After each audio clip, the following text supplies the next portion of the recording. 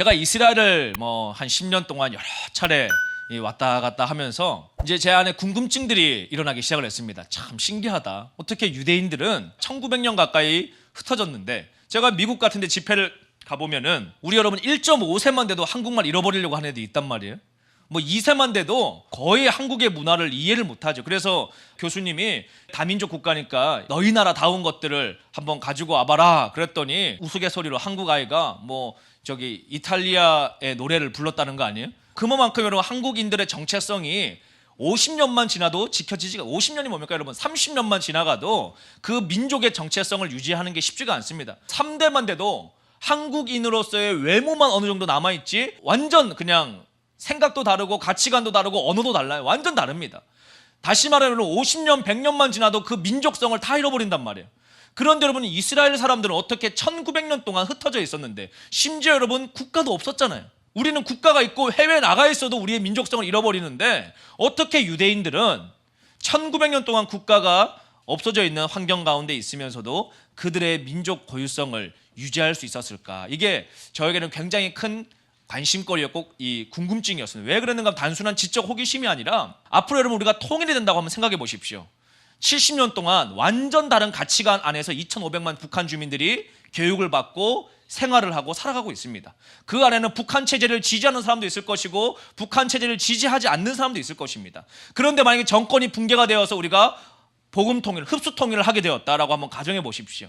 자, 북한 주민들을 어떻게 재교육할 것인가? 저들의 그 달라진 가치관을 어떻게 통합할 수 있을까? 우리가 한 민족이라는 이 통합을 어떠한 공통 분모 가운데 가질 수 있을까? 이거를 저는 해결을 하기 위해서 이스라엘을 갈 때마다 늘 그것을 궁금증을 가지고 여러 차례 또 전문가들을 또 유대인들 학자들을 만날 때마다 그런 것들을 관심을 갖고 살펴보게 되었습니다. 그러다가 제가 어느 때부턴가 알게 되었어요. 아, 유대인들이 1900년 동안 흩어져 있었지만 바로 그 믿음, 그 문화를 유지할 수 있었던 방법이 바로 성경에 기록된 방법대로 그들이 살고 있었구나라는 것을 제가 알게 되었습니다.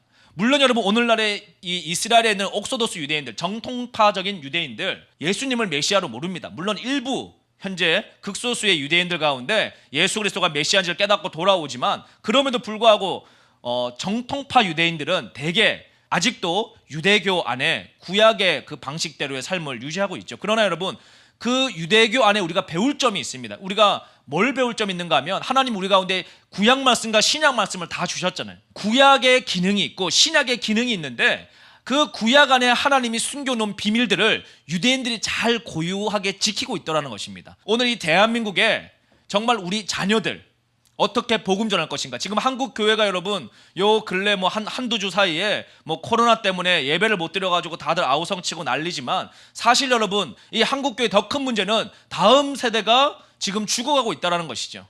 정말 많은 여러분 미래 예측학자들이 책들을 내고 있잖아요. 한국교회 앞으로 10년 안에 다음 세대에게 복음 전달 제대로 못하면 정말 큰 위기가 온다. 지금 예배당 다 지어놔도 다음 세대 텅텅 비면은 그 예배당 못 채운다. 영국이 이미 그걸 경험하고 있고 서구 사회가 이미 그걸 경험하고 있는데, 이 한국교회가 서구 사회보다 훨씬 빠른 노령화와 훨씬 빠른 세속화로 이 탈종교화 현상, 탈기독교 현상이 더 빠르게 일어나고 있기 때문에 지금 경험하고 있는 이 골든타임 5년 10년을 반드시 우리가 실수하지 말고 실패하지 않고 잡아야 되는데, 그 비밀이 저는 유대인의 신앙 전수 방식, 더 정확하게 얘기하면 구약 말씀에 하나님이 전해주셨던 모세에게 전해주셨던 모세 오경에 들어와 있는 하나님의 신앙 전수 방식을 우리가 이제 이해할 필요가 있고, 또 그것을 한국교회와 한국교회 가정이 이해하고 적용할 필요가 있다라는 생각을 하게 됩니다. 세대 차이라는 게 있습니다. 세대 차이.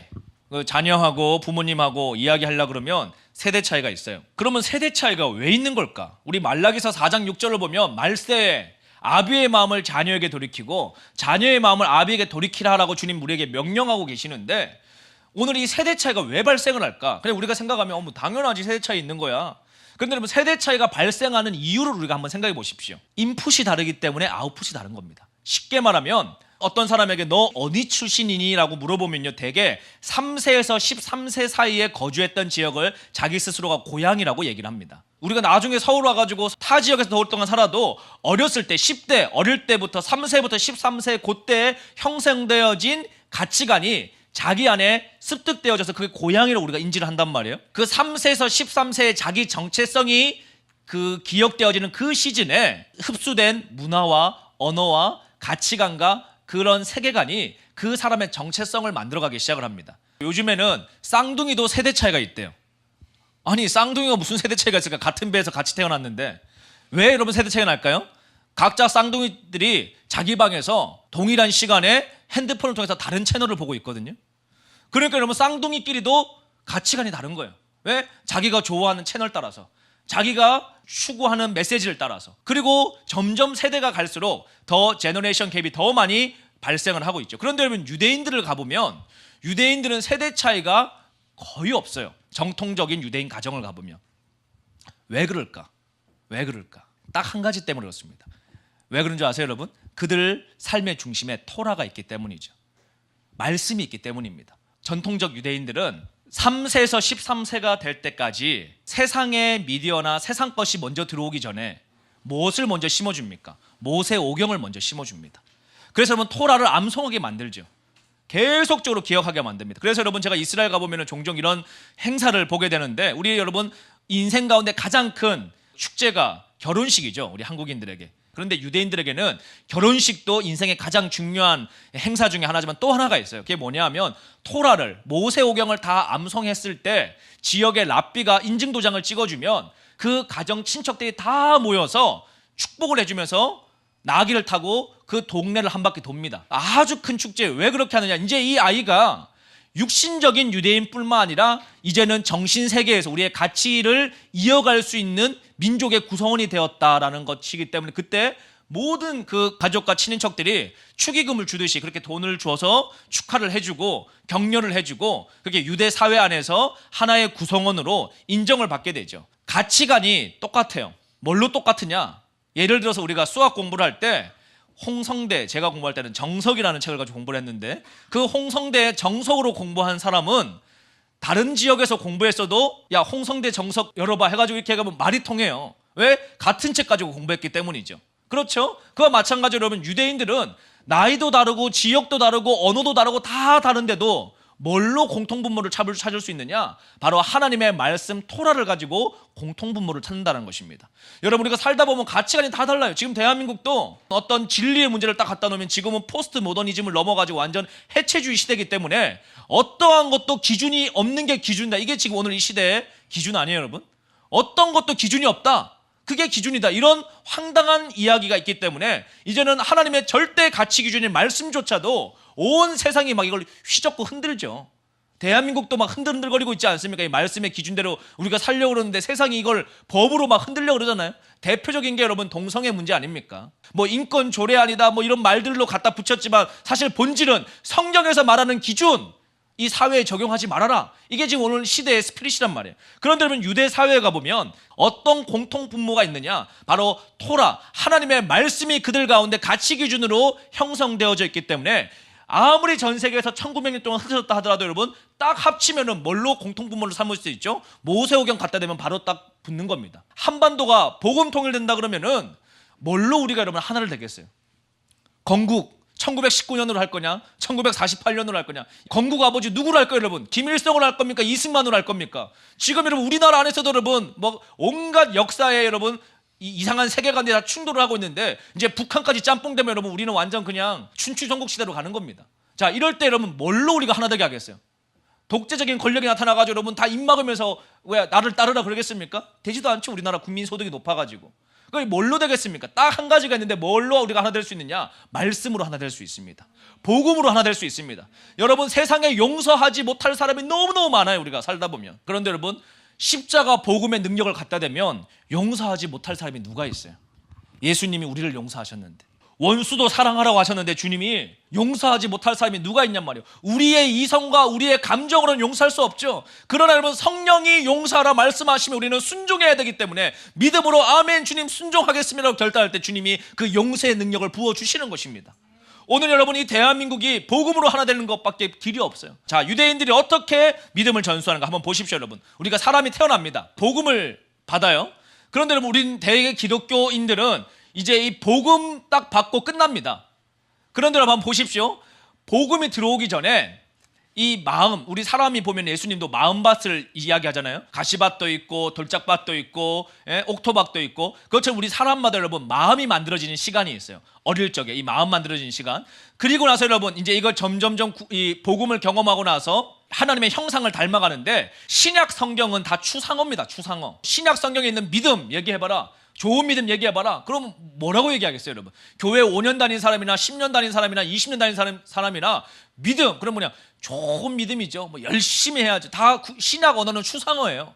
그런데 여러분 그 믿음을 구체화시켜 놓은 건 다 구약에 있습니다. 말씀을 속에 이 마음판에 새기고 계속 말씀을 암송하고 그렇게 복음으로 형상화되어져 가는 것, 주님을 닮아가는 것은 구약의 이 쉐마라고 하는 그 교육 가운데 숨겨져 있다는 것입니다. 과거에는요, 수평 문화라고 하는, 다시 말하면 유행입니다. 유행이 타는 거. 4,000년 전에 여러분 저 이집트 시대 때 한번 넘어가 보겠습니다. 나일강 유역에서 여러분 바로 와이프가 요새 새로 하고 있는 신상, 금팔찌 뭐 이런 거 핫한 아이템, 이거 지금 바로 와이프가 막 하고 돌아다닙니다. 자, 이게 여러분 우리 사만 시대에 한반도까지 넘어오려고 그러면 언제 넘어오겠습니까? 넘어올 수가 없죠. 수평 문화라는 게 퍼지기가 굉장히 어려워요. 근동 지역에서 일어난 유행은 근동 지역 그 동네에서 돌다가 끝나는 거고, 아시아권에서 일어나는 문화는 아시아권에서 돌다 끝나는 거죠. 수평 문화라는 게 뭐냐면은 죄의 전파 속도입니다. 죄의 전파 속도. 제가 저 미국의 뉴저지에, 뉴욕 옆에 그 한인들 많이 사는 뉴저지 쪽에 집회를 가보니까 제가 한 몇 주를 거기 머무는데 참 신기한 걸 제가 경험했어요. 뭐 한 4, 5년 전이긴 합니다만은 인터넷이 고장이었어요, 숙소에.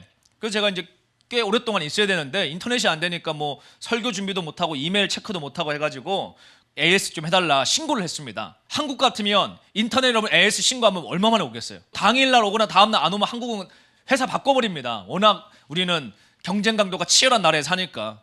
그런데 여러분 뉴저지에 가가지고 신고했는데 4주 걸려, 4주.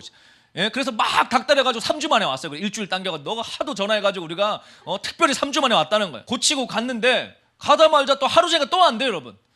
그래서 도대체 이게 뭔 놈의 인터넷이 이렇게 안 되냐. 그런데 여러분 놀라운 사실은 인터넷이 그렇게 안 되니까 스마트폰도 지금보다 속도가 훨씬 느리죠. 미국, 우리나라가 제일 빠르지. 외국만 나가보십시오, 여러분. 예? 이렇게 빛의 속도로 영화 다운로드 받는 나라가 별로 없습니다. 근데 좋은 것만 다운로드 받으면은 문제가 없는데 여러분, 그걸 통해 가지고 세상의 이생의 자랑과 안목의 정욕과 육신의 정욕과 음란과 호색함과 방탕함과 술 취함과 이 땅의 어두움의 문화들이 막 빛의 속도로 지금 퍼져나가는 시대란 말이에요. 제가 여러분 5, 6년 전에 뉴저지 가가지고 집회를 해보니까 얘네들은, 청소년들이 정말 마음이 깨끗해요. 그래서 제가 야, 이 신기하다. 왜 똑같이 청소년 집회를 하는데 한국 애들은 미국 아이들에 비해가지고 똑같은 한국 애들인데 마음밭이 더 많이 부패되어져 있어가지고 이 마음을 가려 그러면은 막 집회 가운데 막 부대끼고 힘이 들고 어려움이 있는데, 아니 왜 뉴저지에 있는 애들은 이렇게 마음밭이 깨끗할까? 뭐 성장 환경이 좋은가? 주변 환경이 좋은가? 제가 이제 그거를 제 나름대로 왜 그럴까 연구를 해본 거죠. 거기에 꽤 있으면서 알게 됐어요. 뭐 다른 여러 가지 이유가 있겠습니다만은 제일 핵심적인 게 인터넷 속도가 너무 느려요. 그래서 여러분 아이들이 뭐 야한 동영상 같은 거 하나 다운받으려고 해도 다운받을 수가 없어요. 정말 너무 오래 걸려가지고. 그러니 여러분 유튜브 들어가가지고 막 영상 막 안 좋은 거 보려고 해도 보기가 좀처럼 쉽지가 않은 거죠. 물론 요즘에야 이제 인터넷 속도가 미국도 많이 빨라져가지고 예전 같지 않겠습니다만, 그 제가 그걸 통해서 뭘 알게 되었는가? 문화 전파 속도가 좋은 점도 있지만 이걸 통해 가지고 우리가 지금 영적으로 얼마나 어려운 시대가 오고 있는가를 우리가 알아야 한다는 것입니다. 직장에 아버님들이 일하기 얼마나 힘들어요. 엄마 아빠들 나가서 맞벌이 일하려고 그러면. 그러면 여러분 세상 나가가지고 파김치가 돼가지고 아이들 데리고 와가지고 저녁 겨우 해먹이고 니들 숙제해라. 그리고 이제 샤워하고 엄마 아빠는 뻗어가지고 충전하고 내일 출근하기 바쁩니다. 그러면 애들은 그냥 지방에 들어가가지고 여러분 EBS 교육방송 듣는다고 앉아놓고 게임하고 스마트폰으로 애들하고 뭐 카톡하고 온갖 음란물 다 시청하고 완전히 속이 부패해져 있죠. 그런데 여러분 부모들이 그걸 케어할 여유가 없어요. 왜? 그냥 이 바벨론 시스템에 먹고 살고 아이들 핸드폰값 매달 먼슬리 갚아내기도 버거운 시대에 애들 삶까지 방문 열고 들어가가지고 케어할 여유를 가진 부모들이 많지가 않다는 시대입니다. 그러나 여러분 우리가 이것을 잘 알아야 되는 것은 애들의 핸드폰 최신형으로 바꿔준 것보다 더 중요한 것이 오늘 우리가 어떤 시대인가를 잘 보셔야 돼요. 과거 4,000년 전, 1,000년 전, 이제 100년 전, 200년 전까지만 하더라도 문화의 전파 속도가 대륙간으로 퍼지지가 않았습니다. 그래서 여러분 불과 30년 전만 하더라도요, 일본에 가가지고 유행하는 거 한국에 10년 후에 유행한다 이런 말이 있었어요. 1980년대 1990년대만 하더라도. 그래서 여러분 80년대 90년대 한국의 종합상사 뭐 대우맨 뭐 이런 종합상사 직원들이요, 일본이나 미국이나 이런 또 당시에 우리나라보다 잘 나가던 나라들 가가지고 유행하는 거를 잘 눈여겨보다가 그거 여러분 이 판권 따오거나 모방 제품 만들어가지고 한국에 5년 후 10년 후에 팔면은 그냥 대박 나는 시대였어요. 지금은 여러분 완전 불가능하죠. 왜? 뉴욕에서 여러분 히트 치는 게 동시간대에 대한민국 같이 히트 쳐요. 대한민국에서 히트 치는 게 뉴욕에 동시에 히트 칩니다.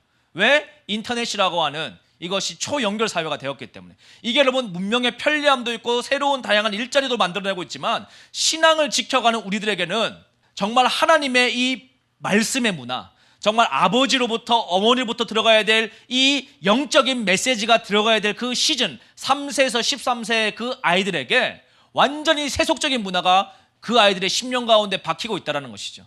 여러분 요새는 뭐 코로나 때문에 다들 외식을 안 합니다만은 코로나 없을 때 여러분 한번 식당 가보십시오. 어린아이들 엄마가 데리고 오면은 부모님들 밥 먹을 때 애들 다 뭐 하고 있는지. 제가 여러분 식당 갈 때마다 저는 살펴보면은 거의 100이면 100 아이들 스마트폰 딱 보여주고 있습니다. 3세, 2세, 4세, 5세, 6세, 7세 할 거 없이. 왜? 그거 보여주면 애들 조용해지거든요. 부모님 밥 먹기 편하단 말이에요. 저희 또 여러분 애가 넷이니까 식당 가면은 애들이 뭐 거의 뭐 난리죠 여러분. 7살 먹은 애, 5살 먹은 애, 4살 먹은 애, 이제 2살 먹은 애가 여러분 식당에서 앉아서 밥을 먹겠습니까? 그러면 여러분 저희도 유혹이 있죠. 야 스마트폰 4개만 딱 갖다 놓으면 애들 다 잠재울 수 있는데, 그런데 여러분 절대로 스마트폰 보여주지 않습니다. 왜 그렇죠? 알고 있으니까, 부모니까. 제가 여러분 실리콘밸리에 집회를 갔을 때 스티븐 잡스는 자기 자녀에게 스마트폰을 주지 않아요. 저 판교에 있는 게임 회사 오너들은 자기 자녀들에게 여러분, 아빠가 예를 들어서 게임 회사 대표다. 그러면 여러분, 야 너 온라인 세계만 들어오면 너 이 동네에서는 0.1% 먹게 해줄게. 치트키 줘가지고 그냥 이 동네 들어오면 그냥 완전 무적이 되게 해줄게. 아빠가 그럴 것 같아요 여러분? 절대 안 합니다. 아이들 여러분 게임 접속도 못해요. 게임 CEO 회사 대표 아이들은. 왜 그렇습니까? 아는 거죠 부모들은. 예수님 안 믿는 부모들조차도 내 자녀에게 이것이 얼마나 무해한가를 안다라는 것입니다. 제가 일산에 어느 교회 집회를 가보니까 드라마 나오시는, 아침 드라마 나오는 이 집사님이에요. TV에서 많이 본 집사님인데 교회에 계셔가지고 이제 밥을 같이 먹는데 이분이 그러시는 거예요. 선교사님 저희 집에도 TV가 없어요. 그래서 아니 탤런트가 TV가 없으면 모니터링을 어떻게 하냐고. 아니 아이 키우는데 드라마 보고 이러면은 아이 교육이 안 좋아가지고 TV를 아예 없애버렸다고. 그러면 모니터링 어떻게 하세요? 아 그런 거 필요 없고 그냥 기도하면 하나님이 다 그때그때마다 지혜를 주세요. 그래서 제가 그걸 통해서 알게 됐죠. 아니 본인은 아침마다 드라마 나와가지고 아줌마들 다 여러분 마음을 뺏어놓고 정작 자기 자녀한테는 그거 안 보여준다는 겁니다. 왜 그렇죠?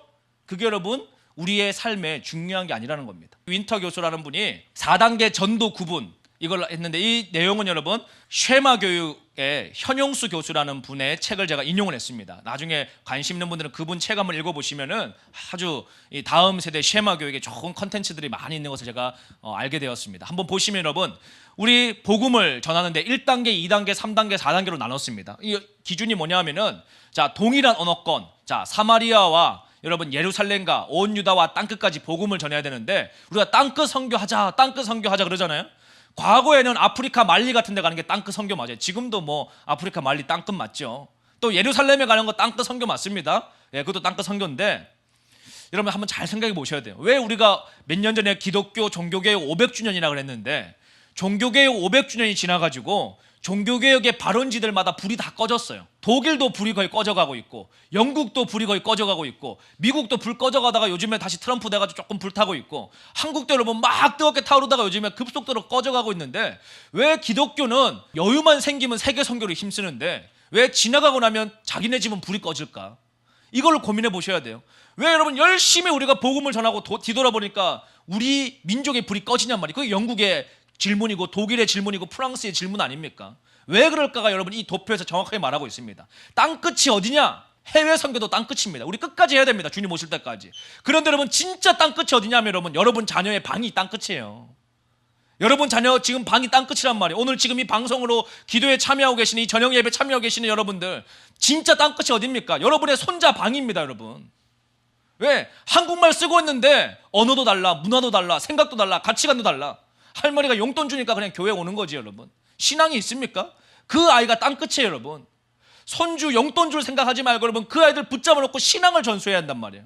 추석 때 설 때 만나면 엉덩이 두드려주고 용돈 주고 야 서울대 가야 된다, 너 열심히 공부해가지고 의사 돼야 된다, 이런 말을 우리가 하면서도 여러분 너 정말 믿음 지켜야 된다, 너 하나님 중심으로 살아야 된다, 너 마지막 때 마음 잘 지켜야 된다, 너 대학 가는 것보다 신앙이 더 중요하다, 이런 얘기 하는 부모가, 할머니, 할아버지가 오늘 이 시대에 찾아보기가 쉽지 않다라는 것이죠. 6.25 전쟁 때 여러분 저 빨갱이들 실어가지고 여러분 온 거 다 포기하고 대한민국에 내려오셔가지고 교회를 짓는데 여러분 한 인생 바치시고 정말 힘겹게 전쟁 피난민으로 오셔서 한국 땅에서 자리를 잡으시고 아이들을 잘 키워가지고 교수로 변호사로 의사로 키웠습니다. 그렇게 여러분 그 아이들의 손자 손녀가 미국에 가가지고 미국 명문대학교에 들어갑니다. 미국 명문대 들어갈 때 이 할아버지가 그래 내가 평양에서 탈출해가지고 전쟁터에 이렇게 빈손으로 와서 하나님 붙잡고 기도하며 내 아이들 키웠더니 이제 손자 손녀가 잘 커가지고 미국 명문대학교에 졸업을 하게 되었구나. 이 할아버지가 그래도 대학 들어갈 때 대학원 들어갈 때 학비라도 대줘야지. 그리고 학비를 딱 대주고 뿌듯하게 생각을 했습니다. 정말 한국의 좋은 인재가 되겠지. 그런데 여러분 웬걸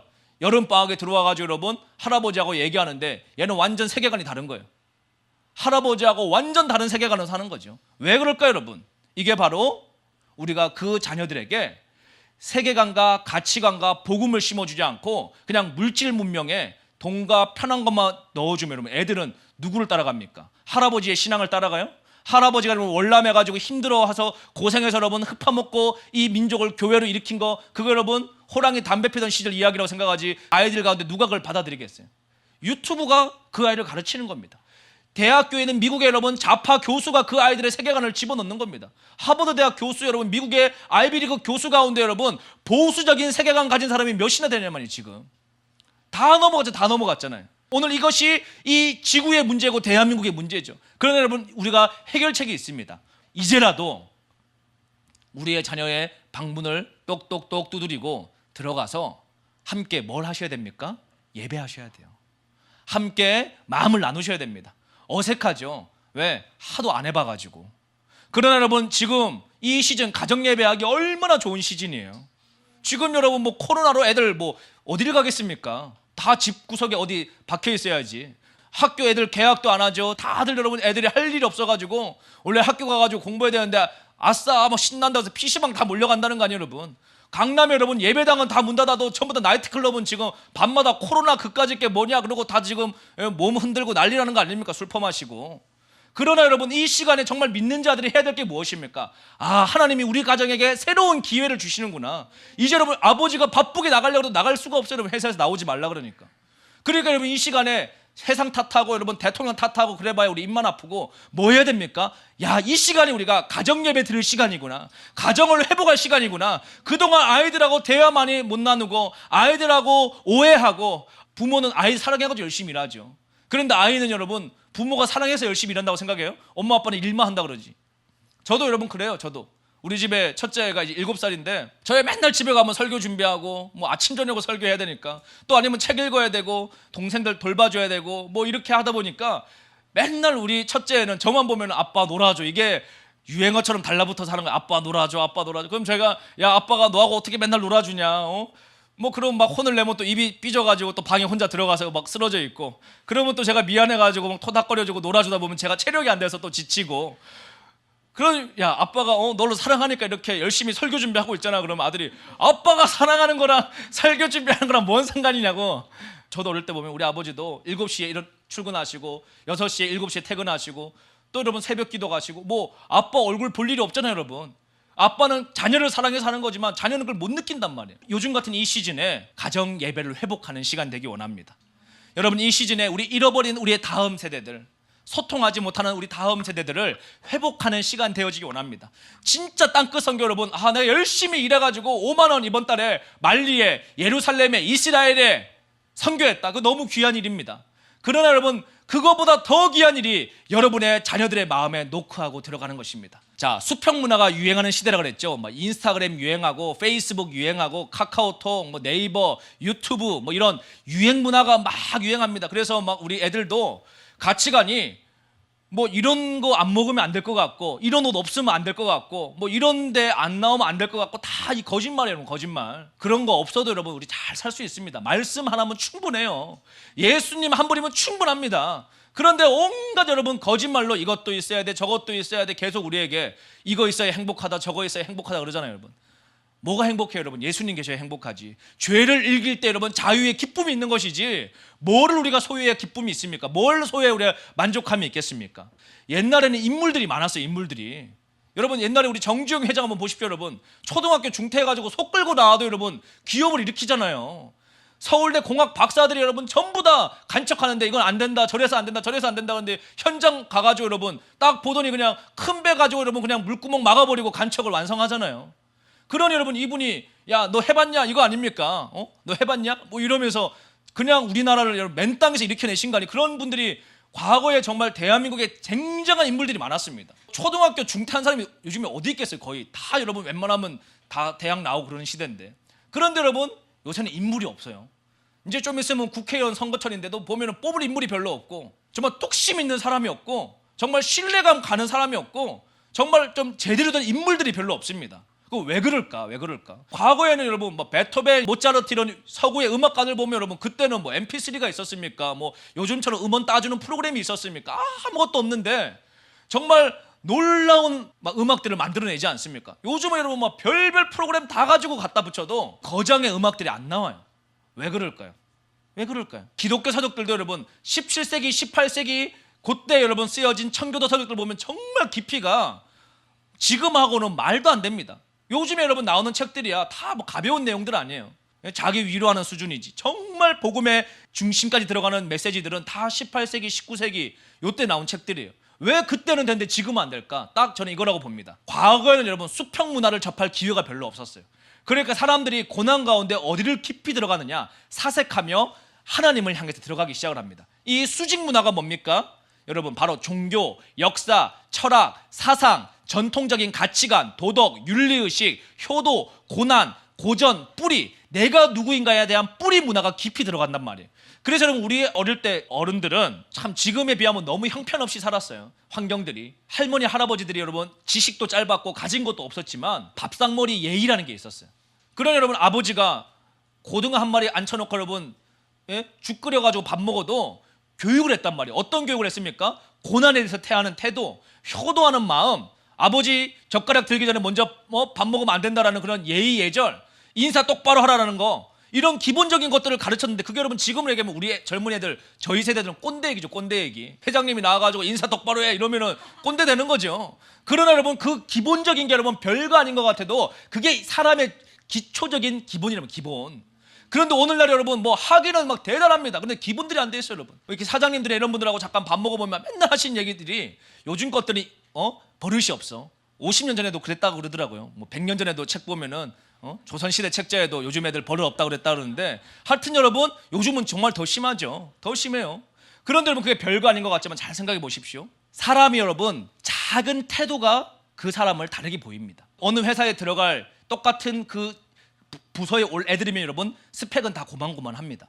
그런데 뭐가 그 사람을 다르게 할까요? 작은 태도들, 시간을 잘 지키는 태도, 상사에 대해서 순종하는 태도, 인사 잘하는 태도, 시간을 잘 지키는 태도. 다 요즘에 누가 여러분 상사 밥 먹는데 숟가락을 안 들고 있겠어요? 그러나 여러분 아니요 부장님 먼저 드십시오. 아니요 과장님 먼저 드십시오. 그게 별거 아닌 것 같아요. 여러분 그 작은 태도가 그 사람을 빛나게 한단 말이에요. 그런데 오늘 이 시대가 여러분 그것을 말하지 않습니다. 왜? 그건 꼰대라고 얘기하거든요.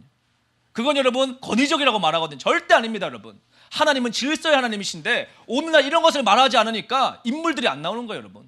고난 가운데 그것을 지켜내는 사람이 없다라는 것입니다. 예를 한번 들어보겠습니다. 과거에 여러분 우리나라에 학생이 있었는데 이 학생은 엄마가 정말 엄하게 교육을 시키는 거예요. 요즘 같으면 뭐 아동 학대 수준인 것 같은데 아빠가 새벽 5시에 출근하는데 아이들을 4시에 깨웠대요. 따뜻한 물 온수 나오지도 않던 그 옛날에 이 대한민국 1950, 60년대 때 4시에 애를 왜 깨우느냐? 모욕을 다 시켜가지고 엄마가 여러분 애들 옷을 딱 입혀놓고 아빠 5시에 출근하는데 인사하는 겁니다. 아버지 잘 다녀오십시오. 말도 안 되죠. 말도 안 돼요, 여러분. 4시에 깨워가지고 모욕시키고 정장 딱 옷 입혀놓고 머리 딱 똑바로 해놓고 예배하고 기도하고 말씀 읽고 있다가 아버지 딱 나가시려고 그러면 딱 서가지고 얘들아 아버지 나가신다 인사해라. 그리고 여러분 아침에 공부하고 학교 가는 겁니다. 그게 아무것도 아닌 것 같죠. 인사 하나 똑바로 하는 거. 나중에 이 학생이 여러분 커가지고 미국의 예일대학교에 법과대학에 들어갑니다.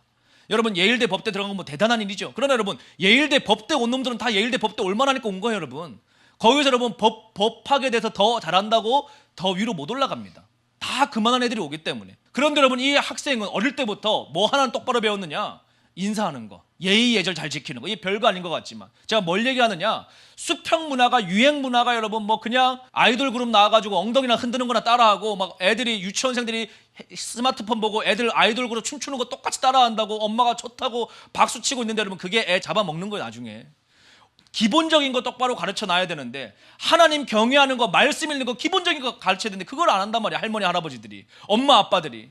오늘 여러분 이것들이 가정예배 가운데 애들을 잔소리하는 것이 아니라 정말 그리스도의 사랑으로 올바르게 훈육되어지길 간절히 원합니다. 그래서 우리의 자녀들을 지켜야 될 줄로 믿습니다. 그것이 자녀들을 이 시대의 인물로 만드는 지름길인 줄로 믿습니다. 여러분 그 아이가 예일대 법대에 들어간 아이가 나중에 대학원을 들어갑니다. 대학원 들어가가지고 여러분 열심히 공부하고 박사학위를 받아요. 예일대학교 법과대학교의 교수가 됩니다. 나중에 임용이 돼요. 법과대 교수로, 한국인 최초로. 그런데 여러분 이제 예일대 법대 학장 자리가 빈 겁니다. TO가 생겼어요. 대부분 다 거기는 유태계 법조인들이, 예일대 출신들이 다 거기에 법학장을 맡게 되는데, 법과대학 학장을 맡게 되는데, 이 아시아의 소수민족인 대한민국 이 교수가 거기에 된 겁니다. 아시아인 최초로. 오래전 얘기지만 대서특필 난 적이 있었어요. 그 이유를 물어보면 어떻게 너 그렇게 거기까지, 미국 주류 사회에 거기까지 올라갔느냐? 뭐 머리가 비상해서? 여러분 예일대 법대 갈 정도면 다 그 머리예요. 뭐가 딱 다르냐 봤더니 이 사람은 여러분 평판, 동문들한테 누구를 이번에 우리 법대의 리더로 만들면 좋겠느냐라고 평판을 쫙 돌렸는데 이 한국인이 된 거죠. 이유를 딱 보니까 이 사람은 태도가 다르다. 뭔 태도가 다르냐? 학부 때부터 교수님 수업 끝나면은 가방 들고 따라다니는 거예요. 교수실까지. 교수님, 야 여기는 미국이야. 한국도 아니고 내 가방 내가 들고 가니까 괜찮아. 그런데 여러분 얘는 얘는 아니지만 이분은 가방 들고 교수실까지 가는 겁니다. 여러분 그게 한두 번이면 학점 잘 따려고 그런 거겠죠. 4년 학부 대학원 내내 계속 동일한 태도를 유지합니다. 교수가 되어서도 여러분 학생들이 와도 항상 바른 자세로 흐트름 없이 한 번도 지각하지 않고 최선을 다해서 예의를 지켜서 강의를 하게 됩니다. 그 태도가 여러분, 그 애티튜드, 그 태도 하나가 결국은 미국의 대통령의 법무보좌관까지 올라가는 놀라운 일을 감당하게 되죠. 뭐 성공했다 얘기가 아닙니다. 제가 뭘 얘기하느냐? 사람의 기본을 배워야 되는데, 오늘 여러분 이 한국교회 안에 여러분 우리가 애들 많이 모으려고 여러분 애들 좋아하는 걸로 절대 아이들 잡을 수가 없습니다. 제가 청소년 집회 많이 해보니까 아이들이 정말 듣고 싶어 하는 거는 애들 좋아하는 치킨이 아니에요. 뭐 치킨 주는 것도 뭐 나쁜 건 아닙니다만은 치킨 준다고 애들이 바뀝니까? 그냥 먹고 끝이지. 뭐를 가르쳐줘야 됩니까? 복음과 올바른 기독교인의 태도를 가르쳐줘야 됩니다. 오늘 이 한국교회에 이런 어른들이 저는 일어나길 원합니다. 그걸 누가 해야 되느냐? 가정에서 부모가 해야 돼요. 아비들이, 뭐 저도 또 이렇게 얘기하면 우리 아내가 여보 잘하세요 이렇게 얘기하겠지만 제가 잘 해야 됩니다. 집에서. 우리 아비들이 정말 잘 해야 될 줄로 믿습니다. 제가 이스라엘에 갔을 때 유대인들이 샤bat 예배 드리는 모습을 이렇게 본 적이 있었습니다. 참 인상적이었는데, 뭐 제가 유대인이 아니라 가지고 이렇게 자세히 가서 이렇게 관찰할 수 없었지만은 안식일 날 유대인들이 샤bat을 드리는데 할아버지가, 아빠가, 이 자녀들이 다 모여가지고 한 주간에 있었던 이야기들을 이 빵을 뜯어 먹고 포도주스를 마시면서 이렇게 몇 시간 동안 온 가족이 둘러 앉아가지고 호호낙낙 막 낄낄거리면서, 손녀들은 바이올린을 연주하고 이번 주에 배운 피아노를 치고 말씀을 서로 암송하고, 막 손자가 말씀 암송하면 할아버지도 다 외웠던 말씀이니까 어렸을 때 말씀을 막 서로 막 교체하면서 암송을 하면서 막 하브루타를 막 하고, 이런 모습들을 제가 보면서 야 어떻게 저럴 수가 있을까? 어떻게 저럴 수 있을까? 여러분 유대인은 수천 년 동안 그걸 해온 거예요. 수천 년 동안. 바로 우리 민족 가운데 그런 것들이 회복돼야 될 줄로 믿습니다. 여러분 우리가 뭐 꼭 이스라엘식으로 뭐 샤bat 예배야 드릴 수 없겠지만은 저희 가정도 그걸 하거든요. 금요일 저녁에 우리 아내가 여유가 될 때는 집에서 빵을 만들고, 안 되면 동네에서 빵 사와가지고 포도주스 하나 사오고, 포도주스 없는 날은 그냥 우유 애들 따라주고 한 주간 동안 마음을 나눕니다. 이번 한 주간 동안 어려운 거 없었니? 또 속상한 거 없었니? 행복한 거는 뭐였니? 이번 주에 뭘 배웠니? 하나님 앞에 회개할 건 없니? 이런 것들을 쭉 나누면은 여러분 7살, 5살, 4살 먹은 애들 아무것도 모를 것 같죠? 깜짝깜짝 놀래요. 정말 너무 어른 같은 얘기를 막 애들이 할 때가 있어가지고, 야 내가 참 조심해야 되겠다, 그런 걸 제가 많이 느끼는데, 안 보는 것 같은데 다 보고 있고 안 듣는 것 같은데 다 듣고 있다는 사실을 깜짝깜짝 느낍니다. 그때 그것들 아이들하고 풀어줄 때 아이들하고 이게 앉는데 그렇게 아빠가 너의 마음 그런지 몰랐다. 미안해. 용서해줘. 그리고 여러분 꼭 안아주면 아이들이 아빠 품에 안기는 그 느낌이 달라요. 그런 걸 통해서 여러분 뭐가 하나 되는 것이죠? 가정이 끈끈하게 하나 되어져 가는 것입니다.